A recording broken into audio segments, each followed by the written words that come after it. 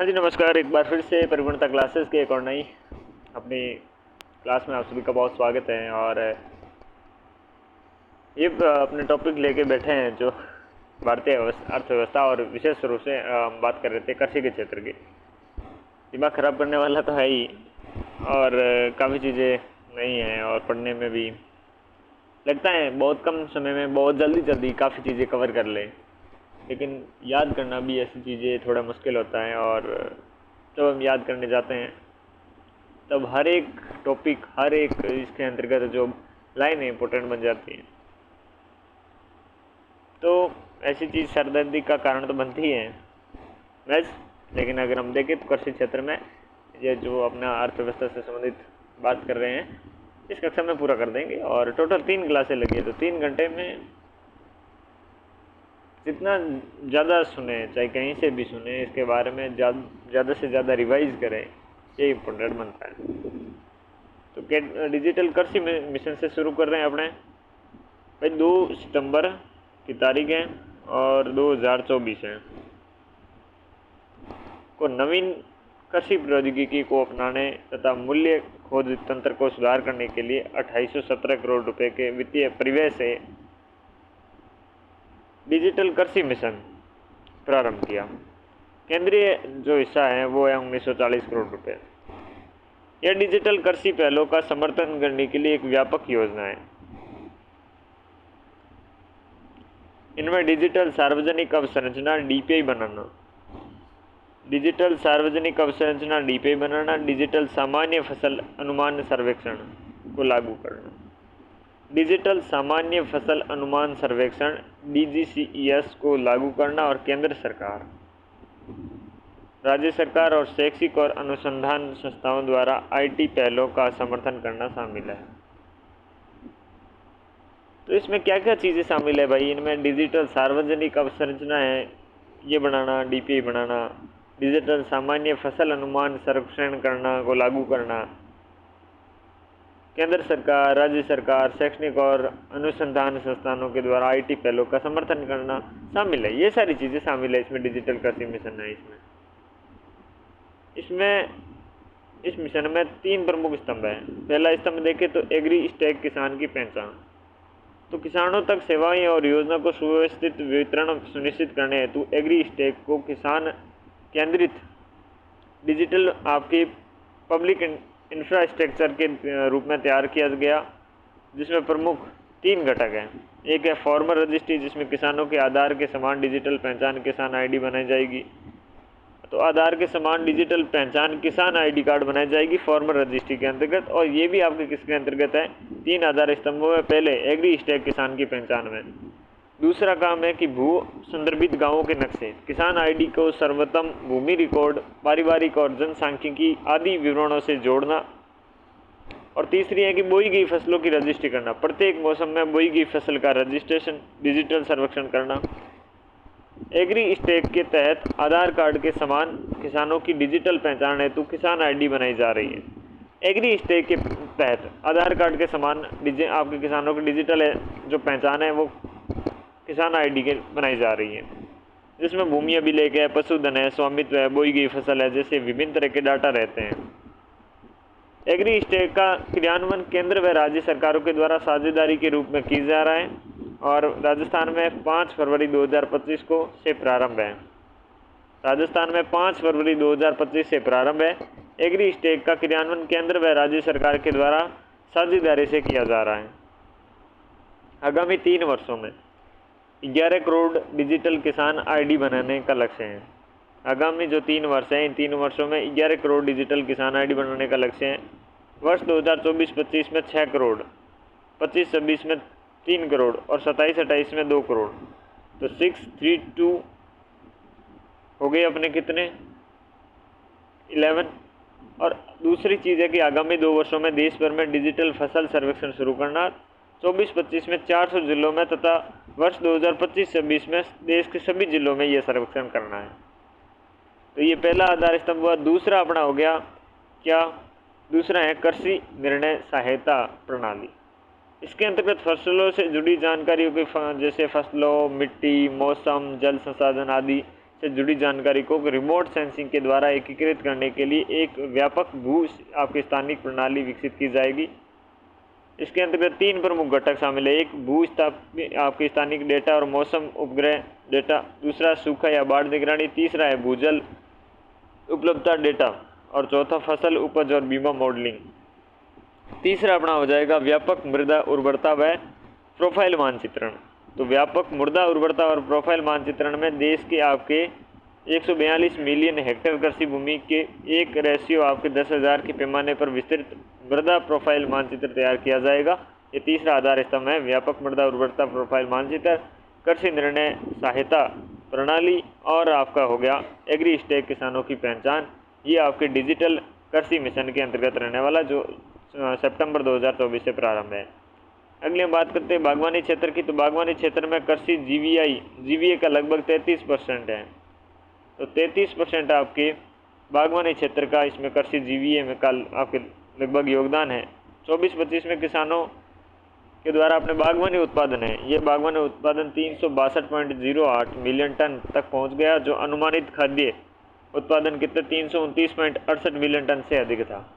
ये इंटरेस्टिंग बात है कि वित्त वर्ष आपका 24-25 है, बागवानी उत्पादन 362.08 मिलियन टन पहुंच गया, और जो अनुमानित था वो तो 329.68 मिलियन टन से ही था, तो उससे अधिक मिल गया 362.08 मिलियन टन। अगस्त 2025 तक बागवानी उत्पादन आपके 367 से 367.72 मिलियन टन, और सब्जी में देखें तो 219.67 मिलियन, फल में देखें तो 114.51 मिलियन टन हो गया, और अन्य बागवानी फसल के 33.54 मिलियन टन हो गए। टोटल कितना हो गया अगस्त 2025 तक आपकी बागवानी उत्पादन 367.72 मिलियन टन, जिसमें सब्जी का 219, फल का 114 और अन्य बागवानी में 33.54 मिलियन टन आपको देखने को मिलता है। देश सूखी प्याज का सबसे बड़ा यानी कि विश्व का सबसे बड़ा उत्पादक है सूखी प्याज का, जो वैश्विक उत्पादन में लगभग 25% का योगदान देता है। सब्जियों, फलों और आलू के उत्पादन में भारत विश्व के दूसरे नंबर पे हैं, चाहे सब्जी हैं, फल हैं और आलू हैं। आलू के चालू बेटा कहाँ गए थे? सेकंड नंबर पे गए थे, और भारत में अपने सेकंड नंबर पे हैं, साथ में फल और सब्जियाँ। बागवानी के एकीकृत विकास के लिए मिशन वर्ष 2024-25 में बागवानी, जिसमें फल हैं, फूल हैं, सब्जी मसाले हैं, इससे संबंधित 5 योजनाओं को एकीकृत करते हुए आपके MIDH शुरू किया गया था, mission for integrated development of horticulture. इसके लिए बागवानी की एकीकृत विकास के लिए मिशन MIDH 2014-15 में शुरू किया गया, जिसे आप mission for integrated development of horticulture के नाम से जानते हैं। इसके अंतर्गत कुल 5 योजनाएं, जिसमें राष्ट्रीय बागवानी मिशन 2005-6 वाली, पूर्वोत्तर और हिमालय राज्यों के लिए बागवानी मिशन HMNEH 2001-2, जो पूर्वोत्तरों के लिए जिनका विस्तार 2003-4 में हिमालय राज्यों से किया गया इसे। और तीसरी है राष्ट्रीय बागवानी बोर्ड NHB गुरुग्राम आपके गुड़गांव, ये 1984। कोकोनट विकास बोर्ड CDB कोची केरल, जो 1981। सेंट्रल इंस्टीट्यूट ऑफ हॉर्टिकल्चर आपके नागालैंड। इन 5 को मिलाकर आपके बागवानी के एकीकृत विकास के लिए मिशन 2014-15 में शुरू किया गया, जिसे हम mission for integrated development of horticulture के नाम से जानते हैं। भारतीय अर्थव्यवस्था के बारे में देखें तो बागवानी विकास के लिए कुछ अन्य योजनाएं हैं। एक है बागवानी विकास के लिए कुछ अन्य योजनाएं देखते हैं, तो इसमें क्लीन ऑफ प्रोग्राम अगस्त 2024 में किसानों की उच्च गुणवत्ता वाले वायरस फ्री रोपण सामग्री उपलब्ध करवाने के उद्देश्य से यह प्रोग्राम एशियन डेवलपमेंट बैंक की सहायता से चलाया गया था। तो किसानों की उच्च गुणवत्ता वाले और वायरस फ्री रोपण सामग्री उपलब्ध कराने के उद्देश्य से प्रोग्राम एशियन डेवलपमेंट बैंक की सहायता से, कौन सा बैंक है? प्रोग्राम एशियन डेवलपमेंट बैंक की सहायता से चलाया गया क्लीन प्लांट प्रोग्राम। दूसरा है बागवानी क्लस्टर विकास कार्यक्रम, भौगोलिक विशेषताओं का लाभ उठाकर बागवानी में एकीकृत व बाजार आधारित विकास हेतु यह कार्यक्रम राष्ट्रीय बागवानी बोर्ड के द्वारा चलाया गया। MIDH ने बागवानी क्षेत्र के विस्तार में महत्वपूर्ण भूमिका निभाई और जुलाई 2025 तक अतिरिक्त 15.66 लाख हेक्टेयर क्षेत्र में बागवानी फसलों के अंतर्गत लाया गया। औसत बागवानी उत्पादन 2019-20 में 12.10 आपके मेट्रिक टन प्रति हेक्टेयर से बढ़कर 2024-25 में 12.56 मेट्रिक टन आपके प्रति हेक्टेयर हो गई है। तो 0.46 की तो बढ़त हुई है। अब हम साथ में बात करते हैं पशुपालन, डेयरी और मत्स्यन की। तो पशुपालन में वित्त वर्ष 2024 के बीच पशुधन क्षेत्र का आपके जीवीए लगभग 145% बढ़ा है। तो वित्त वर्ष 2024 के बीच में आपके पशुधन के क्षेत्र का जीवीए लगभग कितना है, 195% बढ़ा है। 2014-15 से वर्ष 2023-24 तक 12.77% के आपके CAGR से बढ़ा है। और कृषि क्षेत्र में जीवीए आपके योगदान 2014-15 में 24.38 से बढ़कर 23-24 पे कितना हो गया, 30.87 जो वर्तमान मूल्य हो गया। तो 24.38 से बढ़कर 30.87 हो रहा है। कुल जीवीए में इसका योगदान 2023-24 में 5.49। भारत दूध उत्पादन में प्रथम स्थान पर है 25% योगदान के साथ। वर्ष 2024-25 में भारत के प्रति व्यक्ति दूध की उपलब्धता 445 आपके ग्राम प्रतिदिन है। विश्व की औसत 328 ग्राम प्रतिदिन है। तो विश्व की औसत कितनी है कि प्रति व्यक्ति दूध कितना चाहिए कि 328 ग्राम, भारत में चाहिए उपलब्धता कितनी है 485 और टोटल कितनी उपलब्ध 328 ग्राम प्रति। अंडा उत्पादन में दूसरे स्थान पर है, मांस उत्पादन में आपके चौथे स्थान पर है। तो अंडे के लिए दूसरे और मांस के लिए चौथे नंबर पर है। दूध के उत्पादन के लिए प्रथम स्थान पे हैं। पशुपालन क्षेत्र में की गई पहलों के बारे में देखें तो पशुपालन अवसंरचना कोष 2020 में 15,000 करोड़ रुपए का प्रारंभ किया, जो 3% ब्याज अनुदान तथा 25% की आपके क्रेडिट गारंटी प्रदान करता है। राष्ट्रीय पशुधन मिशन NLM को 2021-22 से 2025-26 के लिए पुनर्गठित किया गया। राष्ट्रीय पशुधन मिशन को राष्ट्रीय गोकुल मिशन है 24,000 करोड़ रुपए की बजट के साथ वर्ष 2021-22 से 25-26 तक पशुपालन डेयरी विभाग के द्वारा गोवंश की स्वदेशी नस्ल के विकास, संरक्षण और आनुवांशिक उन्नयन व दुग्ध उत्पादन की वृद्धि हेतु चलाया गया, जो राष्ट्रीय गोकुल मिशन के तहत किसानों के दरवाजे और गुणवत्तापूर्ण कृषि गर्भाधान सेवाएं उपलब्ध करवाने हेतु ग्रामीण भारत में बहुउद्देशीय कृत्रिम गर्भाधान तकनीक की स्थापना की गई है। इनमें मादा गायों की उत्पादकता बढ़ाने के लिए IVF तकनीक और सेक्स सॉर्टेड वीर्य उत्पादन को बढ़ावा देना और क्षेत्र के मजबूत करने के लिए किसान उत्पादन संगठनों और स्वयं सहायता समूह के गठन और विकास को प्रोत्साहन करने में पहल शामिल है। अन्य महत्वपूर्ण तथ्यों में देखें तो यहाँ पर सेक्स सॉर्टेड सीमन उत्पादन सुविधा में पूर्णिया बिहार, देसी नस्लों के लिए क्षेत्रीय उत्कृष्टता मोतिहारी बिहार, गुवाहाटी असम में उत्तर पूर्वी क्षेत्र में पहली IVF प्रयोगशाला बनाई गई है। सुरभि चयन श्रृंखला देश भर में श्रेष्ठ जर्मन प्लाज्म का पता लगाने और प्रसार के लिए आपके देश में 21वीं पशु जनगणना का कार्य प्रगति पर है, 20वां हो चुका है। राष्ट्रीय पशु रोग नियंत्रण कार्यक्रम वर्ष 2029 में शुरू किया गया। यह कार्यक्रम खुरपक्का, मुंहपक्का रोग व ब्रुसेलोसिस को समाप्त करने के लिए 2030 तक विश्व की सबसे बड़ी पहल है। राष्ट्रीय पशु रोग नियंत्रण कार्यक्रम वर्ष 2019 में चलाया गया। बात करते हैं मत्स्य पालन की, तो देखिएगा 2014 से लेकर 2025 के दौरान मछली उत्पादन 140% से अधिक लगभग 88.14 लाख टन की वृद्धि हुई है। तो बहुत शानदार है, जो 2004 से आपके 2014 की तुलना में काफ़ी अधिक है। प्रमुख पहल या विकास कार्यक्रम देखें तो प्रधानमंत्री मत्स्य संपदा योजना मई 2020 में जलीय कृषि उत्पादकता को बढ़ावा देने और मत्स्य प्रबंधन में सुधार करने के लिए योजना प्रारंभ की गई। आत्मनिर्भर भारत पैकेज के एक भाग के रूप में भारत सरकार ने इस योजना के 20,050 आपके करोड़ रुपए के प्रावधान के साथ वर्ष 2021 से लेकर 2025 तक लागू किया है। प्रधानमंत्री मत्स्य संपदा योजना मई 2020 में प्रधानमंत्री मत्स्य किसान समृद्धि सह योजना, यह आपके केंद्रीय मंत्रिमंडल के द्वारा 8 फरवरी 2024 को प्रधानमंत्री मत्स्य संपदा योजना के अंतर्गत केंद्र प्रवर्तित प्रधानमंत्री मत्स्य किसान समृद्धि सह योजना को देश के सभी राज्यों और केंद्र शासित प्रदेशों में लागू की गई।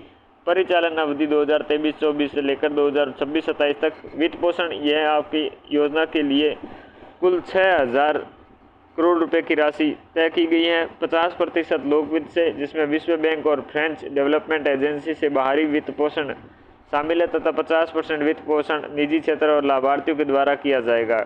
उद्देश्य ये है कि असंगठित मत्स्य पालन क्षेत्र को औपचारिक बनाना, मत्स्य क्षेत्र में जुड़े सूक्ष्म और लघु उद्यमों की स्थापना, संस्थागत ऋण तक पहुंच बढ़ाना, जलीय कृषि बीमा को अपनाने हेतु प्रोत्साहित करना, जलीय कृषि बीमा को अपनाने हेतु आपके प्रोत्साहन करना और मूल्य श्रृंखला जो क्षमता में सुधार करना, सुरक्षित मछली उत्पादकों के लिए आपूर्ति श्रृंखला स्थापित करना। इसरो आपके सक्षम पोत संचार और सहायता प्रणाली को वर्ष 2024 में लॉन्च किया गया, जो इस 1 लाख के लक्ष्य के मुकाबले 36,000 से अधिक मछली पकड़ने वाले पोतों के कवर करती है, जिसमें सुरक्षा में सुधार हुआ है और परामर्श सेवाओं तक पहुंच बढ़ी है। राष्ट्रीय खाद्य सुरक्षा अधिनियम 2013 को देखें तो 5 जुलाई 2013 को राष्ट्रीय खाद्य सुरक्षा अध्यादेश लाया गया तथा इसी दिन लागू हुआ।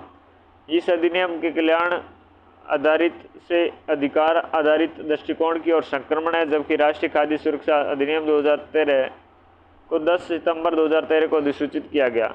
उद्देश्य था गरिमापूर्ण जीवन जीने के लिए लोगों को वहनीय मूल्य पर अच्छी गुणवत्ता के खाद्यान्न की पर्याप्त मात्रा उपलब्ध कराते हुए उन्हें खाद्य व पौष्टिक सुरक्षा प्रदान करना। प्रावधान ये है कि लक्षित सार्वजनिक वितरण आपकी प्रणाली TPDS के अंतर्गत खाद्यान्न प्राप्त करने के लिए 75% ग्रामीण आबादी और 50% शहरी आबादी कवरेज का प्रावधान है। कुल 67% आबादी है योग्य परिवारों के में चावल 3 रुपये प्रति किलोग्राम, गेहूँ 2 रुपये प्रति किलोग्राम, मोटे अनाज 1 रुपये प्रति किलो आपके ग्राम और 5 किलोग्राम खाद्यान्न प्रति व्यक्ति प्रतिमाह देय होगा। अंत्योदय अन्न योजना के परिवारों में 35 किलोग्राम खाद्यान्न के प्रति परिवार प्रतिमाह देय होगा। 1997 में सार्वभौमिक प्रणाली के स्थान पर लक्षित TPDS के लागू की गई, जिसमें परिवारों को गरीबी रेखा से नीचे BPL और गरीबी रेखा से ऊपर APL वर्गों की विभाजित किया गया है। वर्ष 2000 में सबसे गरीब वर्ग के अंत्योदय आपके अन्न योजना शुरू की गई है। प्रधानमंत्री गरीब कल्याण अन्न योजना के बारे में बात करें तो कोविड-19 के महामारी के कारण गरीबों और कमजोरों की पीड़ा को कम करने के लिए प्रधानमंत्री गरीब कल्याण अन्न योजना PMGKAY प्रधानमंत्री ग्रामीण कल्याण अन्न योजना इसका फुल फॉर्म भी रहेगा। 1 नवंबर 2024 से प्रभावी 5 सालों की अवधि के लिए इस योजना के तहत लगभग 81.35 करोड़ लाभार्थियों को मुफ्त खाद्यान्न प्रदान करना जारी रखा जाएगा, जिसका अनुमानित व्यय आपके 11.80 लाख करोड़ रुपए केंद्र सरकार के द्वारा वहन किया जाएगा। देश में खाद्यान्न का भी पर्याप्त भंडार है, जिसका लगभग आपको 40% हिस्सा 2/3 आबादी को निःशुल्क वितरित किया जाता है। भारत अपने खाद्यान्न को 7% से अधिक निर्यात करता है। देश के खाद्यान्न का भी पर्याप्त भंडार है, जिसका लगभग 40% हिस्सा 2/3 आबादी निःशुल्क वितरित किया जाता है। भारत इसके अपने खाद्यान्न के लिए 7% से अधिक निर्यात करता है। अन्य महत्वपूर्ण तथ्य देखें तो one nation one ration card को सभी 36 राज्यों केंद्र शासित प्रदेशों में लागू किया गया, जिसमें लगभग 36 करोड़ NFSA लाभार्थी आपके आच्छादित हुए हैं।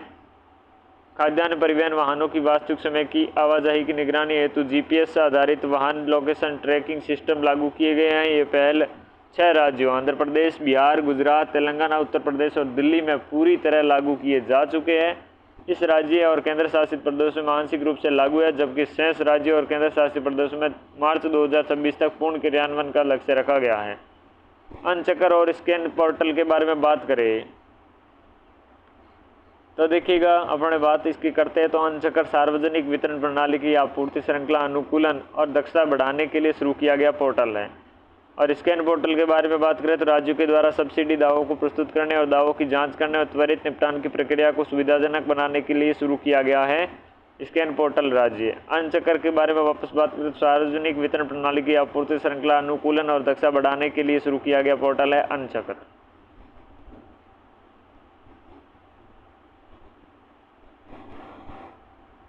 गत दशक में सर्वाधिक आपकी खाद्य सब्सिडी वर्ष 2020-21 में दी गई। 2020-21 के बाद खाद्य सब्सिडी में लगातार कमी की जा रही है। मखानों का उत्पादन, प्रसंस्करण, मूल्य संवर्धन और विपणन के सुधार करने के लिए बिहार में मखाना बोर्ड स्थापित किया जाएगा। यूरिया की आपूर्ति और अधिक बढ़ाने के लिए नामरूप असम में 12.7 लाख हेक्टेयर टन की वार्षिक उत्पादन क्षमता का वाला एक संयंत्र स्थापित किया जाएगा।